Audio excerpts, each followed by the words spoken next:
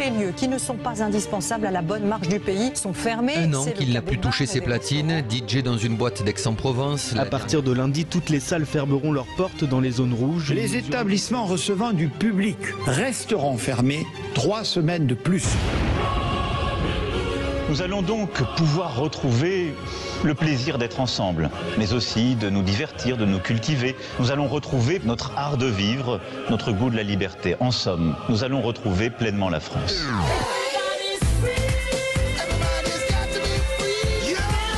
Eh oui, la liberté, le grand débat des vraies voix. Est-ce que vous y croyez? Un déconfinement enfin une fois pour toutes? Eh bien, vous êtes assez pessimiste sur les réseaux sociaux, sur le compte Twitter de Sud Radio. Vous dites non à 69%. Ah ouais. Eh oui, on va en reparler ça encore. Il y a le variant indien qui nous guette peut-être. Non mais c'est intéressant psychologiquement que nos auditeurs réagissent comme ça, parce que je ne sais pas comment est Philippe Bilger ou l'état d'esprit de Philippe David ou le vôtre, mon cher Philippe. Il y a que des Philippe. Moi, il est très optimiste. Alors, Philippe Bilger, on va faire le tour. Qu'est-ce que vous en pensez d'ailleurs, Françoise? Moi, j'ai envie de me réjouir, si vous voulez, mais j'ai chat et chaud d'extrême. Vous êtes sur vos gardes. Ouais, je reste sur mes gardes, parce que je sais pas, ce virus quand même vit sa vie. Philippe Bilger, positif, optimiste. Mais moi qui n'y connais rien, je suis optimiste, bon. Forcément. Et d'ailleurs, je note avec quel sadisme intelligent Sud Radio, à chaque fois qu'on a un espoir fabuleux, trouve une question qui vient instiller l'inquiétude. Non, on essaie de débattre. J'aime bien l'expression sadisme intelligent. Oui. Vous êtes un sadique intelligent, Philippe David. Ah non, c'est pas moi qui l'a parlé. Qu'est-ce que vous en pensez, vous? Non, mais lui, c'est un sadique pas intelligent. En fait. Qu'est-ce que vous en pensez, Je dis Philippe David? carpe diem. Ouais, on a la chance de pouvoir aller au restaurant, etc. Ouais, on profite de tout au taquet tant qu'on peut. Bon, très bien. C'est la réouverture des restaurants aujourd'hui. Alors certains. Vous allez manger ce soir au resto? À l'intérieur. Et vous, Philippe Bilger? Oui, j'y vais. Très bien, parce que certains restaurants ont rouvert leurs terrasses, d'autres n'en avaient pas, et c'est leur première aujourd'hui. D'autres, les deux, c'est le cas du restaurant de François Grandjean. Bonsoir. Bonsoir. Voilà, patron du restaurant chez Marius à Paris, membre de l'UMI. Alors vous aviez une terrasse, François Grandjean. Là, alors aujourd'hui, il place donc à l'intérieur de votre restaurant. Alors j'imagine que ça va changer beaucoup de choses, François Grandjean. C'est-à-dire, on a une salle qui a à peu près 60 couverts et on va faire à peu près 28 couverts dedans. Donc ça va. En complément de la terrasse, ça fait une très très belle soirée. Bon, très bien. Alors la terrasse en extérieur, c'est vrai que on respectait le protocole sanitaire, mais peut-être que parfois on faisait pas trop attention. Là, vous allez vraiment faire beaucoup plus attention alors que parce que c'est en intérieur. Ah, l'intérieur, oui, là. Oui. Réglo. C'est-à-dire un mètre entre chaque table. Oui, un bon mètre entre chaque table, et au lieu de faire 55 couverts, on va en avoir 24 ce soir. D'accord, donc après on arrête, on prend plus. Vous respectez la jauge. Alors si j'ai bien compris dans le protocole, la jauge va augmenter, on va diminuer petit à petit, c'est ce qui est prévu. Oui, je pense, pour début juillet, je crois. Bon, très bien. François Grandjean, qu'est-ce que vous dites? Enfin, ça y est, on y est, enfin. Vous avez bon espoir que ça dure? Oui. Moi, j'y crois, parce que tout le monde maintenant va être vacciné et tout, quand même. Si on est sérieux, normalement ça passe, ça va passer. Très bien. Et alors, par rapport aux aides, et je vais donner la parole aux vraies voix dans un instant, les aides qui vont diminuer petit à petit, je sais que certains de vos confrères demandaient des aides jusqu'en décembre. Quelle est votre position, vous, là-dessus?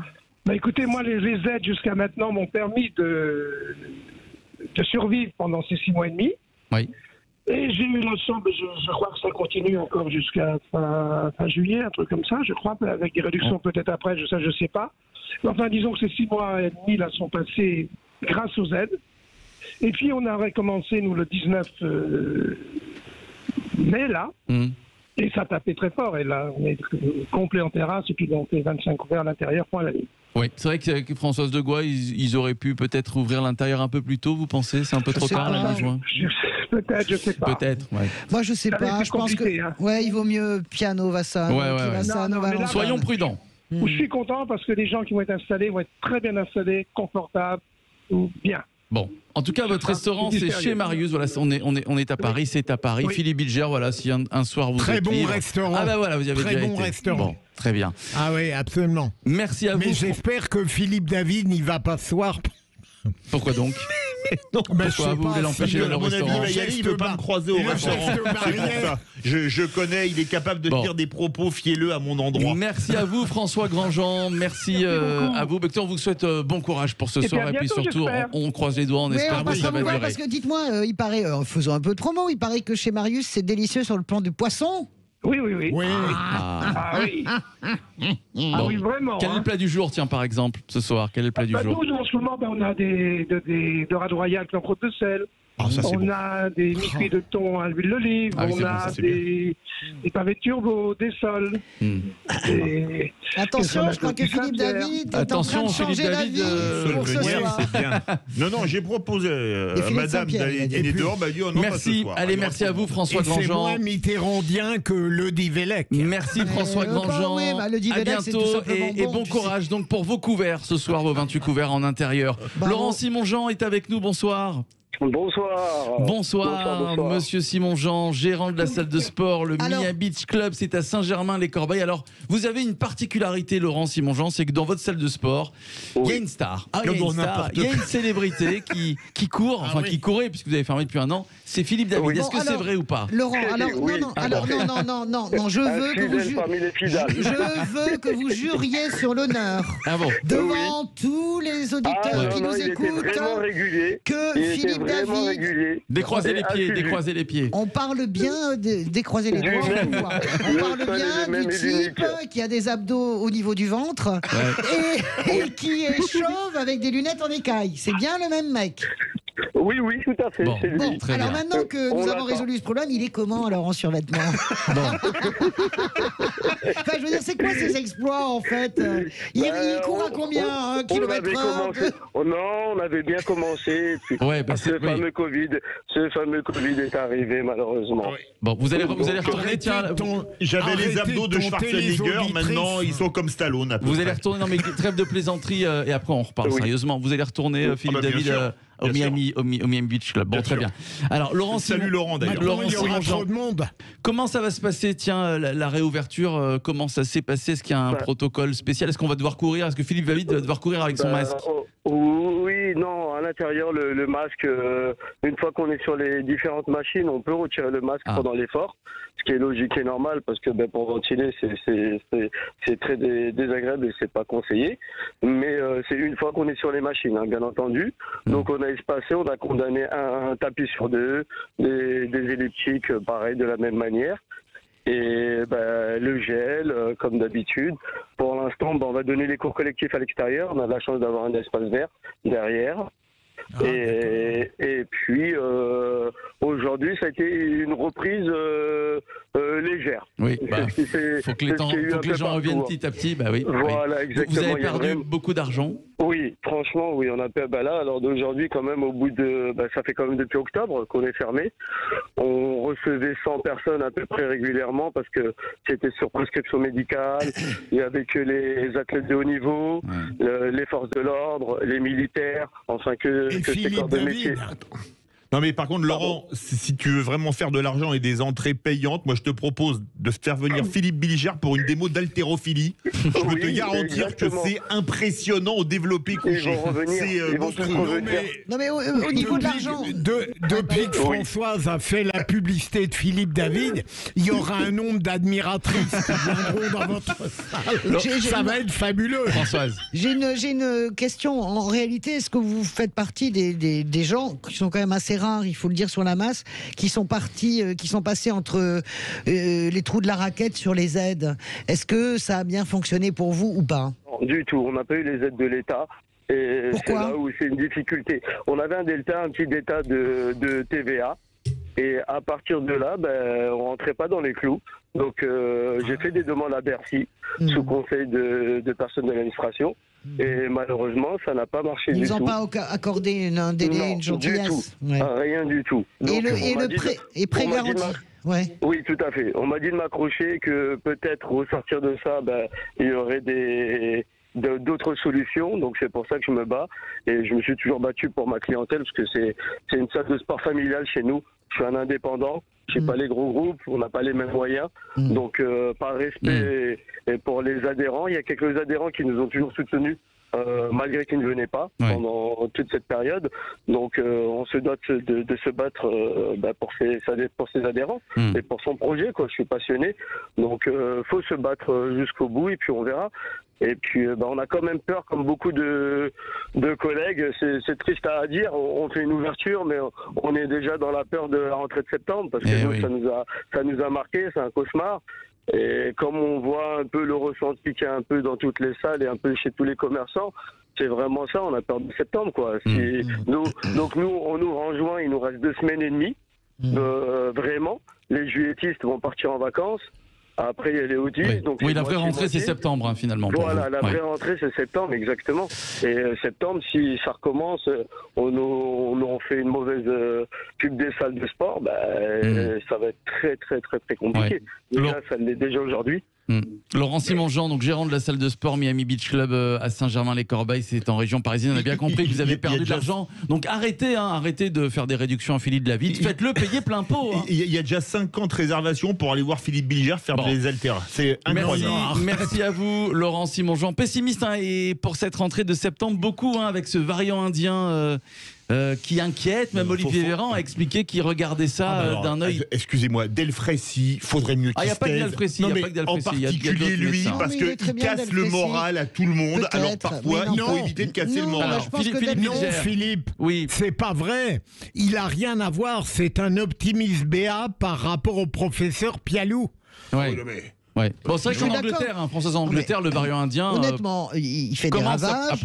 À faire des ravages. Il fait des ravages. Les Anglais, les petits écoliers britanniques, finalement, ne rentrent pas. C'est la décision des autorités sanitaires de Grande-Bretagne. Ils ne retournent pas à l'école. Ils partent directement en grandes vacances pour éviter la propagation. Donc, attention. Et moi, je suis d'accord avec Philippe Bilger. Honnêtement, Delfrécy a toujours dit des choses justes.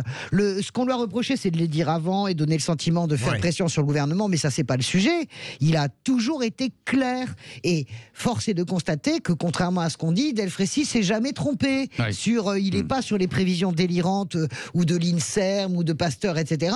Il est clair. Et tout ce qu'il a dit, Delfrécy, honnêtement, il ne s'est jamais planté. C'est pour ça que moi, c'est une voix que j'écoute tout le temps avec intérêt. Je me dis, s'il dit ça, c'est pas, comme le dit Philippe Bilger, par désir. Il dit qu'on pourra, on pourra enlever le masque lui, je vous le dis, fin juin. Il prédit même une petite 4e vague à cause du variant indien en septembre-octobre. Alain est avec nous, Alain qui nous appelle du Gers. Bonsoir Alain. Oui, bonsoir. Bonsoir. Est-ce que vous faites partie, bonsoir Alain, de ces 63% d'auditeurs qui sont plutôt pessimistes sur Twitter? Est-ce que cette fois-ci c'est la bonne? Non, nous répondent 64% des auditeurs. Non, moi je ne suis pas d'accord avec eux pour plusieurs raisons. D'abord, si on écoute le gouvernement, tout ce qui est vacciné évitera tout problème. On devrait reprendre une vie normale. C'est vrai, normalement. Vous avez raison. Mais ça, je précise bien, si on écoute le gouvernement, parce que moi quand j'ai une fuite d'eau, j'appelle le plombier, pas le buraliste. Et Monsieur Véran, je le compare plutôt au buraliste. C'est dommage qu'on n'ait pas écouté des gens comme Raoul ou Luc Montagnier. On les prend pour des c'est dommage. Après, reconfinement, s'il est fait intelligemment, pourquoi pas?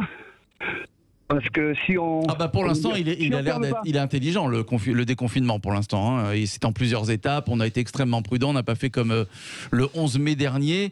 Alors, il y a les restaurants qui rouvrent aujourd'hui, les salles de sport. Et puis, il y a les discothèques. Avenir incertain pour les discothèques. Alors, apparemment, une décision sera prise le 21 juin. Et on aurait une date. Les discothèques pourraient rouvrir le 2 juillet prochain. Christophe Longo est avec nous.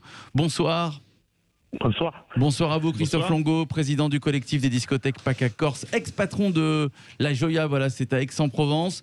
Le 2 juillet, est-ce que vous y croyez-vous à cette date? C'est pas sûr, ça pourrait rouvrir le 2 juillet prochain, une décision devrait être prise le 21 juin.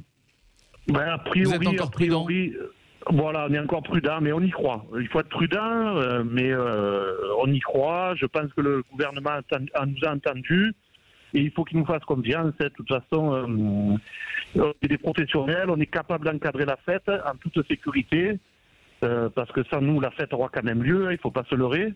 Donc autant que ça soit chez nous, qu'on encadre les jeunes avec certains protocoles. Alors justement, quelles sont les conditions pour le 2 juillet prochain, si on veut se rendre en discothèque, quelles sont les conditions? Est-ce qu'il faudra un pass sanitaire? On ne sait pas trop encore, on ne sait pas trop. On entend le pass sanitaire, on entend une jauge réduite.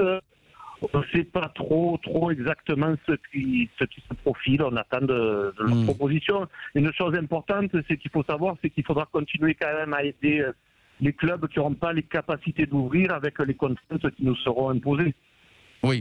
Mettons, si on a une jauge, peut-être ça ne sera pas rentable pour certains établissements qui sont petits. Oui, donc il faut que les aides continuent et qu'elles ne s'arrêtent pas en août. Voilà, exactement. Il faut continuer dans tous les cas à nous aider.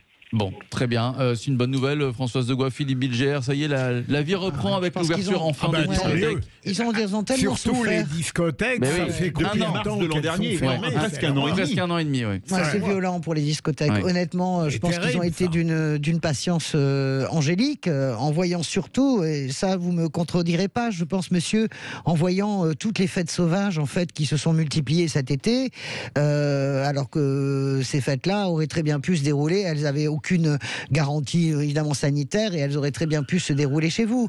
Donc je crois savoir qu'il y a aussi beaucoup de patrons de discothèques qui ont mis de toute façon, qui ont décidé de mettre la clé sous la porte. Ouais. Donc voilà, je suis très heureuse pour vous. Vous avez été les grands oubliés pour des raisons compréhensibles, hein. Mais en tout cas vous avez été les grands oubliés avec, je le dis, les stations de ski. Honnêtement, même si le plan montagne a été vous avez été les grands oubliés de cette pandémie. C'est probablement vous qui avez le plus souffert. Donc comme le dit le proverbe japonais, c'est celui qui a le plus souffert qui mérite d'être le plus heureux. C'est vrai, voilà. Et rendez-vous donc, je l'espère, le 2 juillet prochain pour la réouverture de discothèque. Pas qu'un seul été.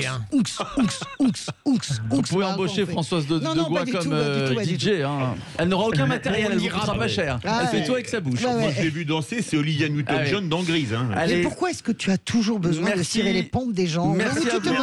Ou tu te moques d'eux, ou alors c'est un Christophe Longo, merci, président du collectif des discothèques PACA Corse. On va se retrouver dans quelques minutes. Évidemment, vous pouvez réécouter le grand débat des vraies voix en podcast sur notre site sudradio.fr, en vidéo sur YouTube. Dans quelques instants,